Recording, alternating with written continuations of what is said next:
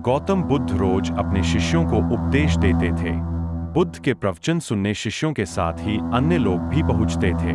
एक दिन जब बुद्ध प्रवचन दे रहे थे, तभी एक व्यक्ति पहुंचा और वह बोला कि तथागत, आपसे बहुत सारे प्रश्न पूछना चाहता हूं। मेरा मन बहुत अशांत है, कृपया मेरे प्रश्नों के उत्तर दें ताकि मेरा मन शांत हो सके।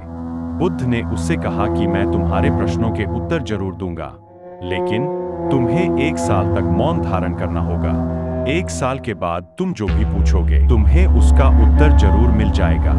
उस व्यक्ति ने कहा कि 1 साल बाद आप मेरे प्रश्नों के अवश्य देंगे ना?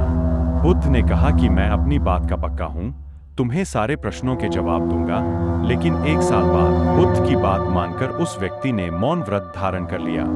धीरे धीरे वह मौन की वजह से उसका मन एकाग्र होने लगा, वह ध्यान में उतरने लगा, मन भी शांत होने लगा। उसके सभी प्रश्न खत्म होने लगे। 1 साल बीत गया। समय पूरा होने के बाद बुद्ध ने उस व्यक्ति से कहा कि अब तुम अपने सभी प्रश्न मुझसे पूछ सकते हो।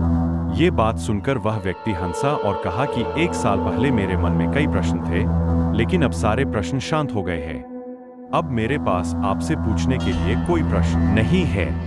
बुद्ध ने उस व्यक्ति से कहा कि जब तक हमारा मन शांत नहीं है, मन में रेरों प्रश्न उठते रहते हैं, उसकी परेशानियां बनी रहती है। अज्ञान और भ्रम की वजह से हमारा मन प्रश्नों के उत्तर तक पहुंच ही नहीं पाता है। कुछ समय मौन धारण करके हम हालातों को समझेंगे तो सारे प्रश्नों के उत्तर स्वतः ही मिलने लगते हैं।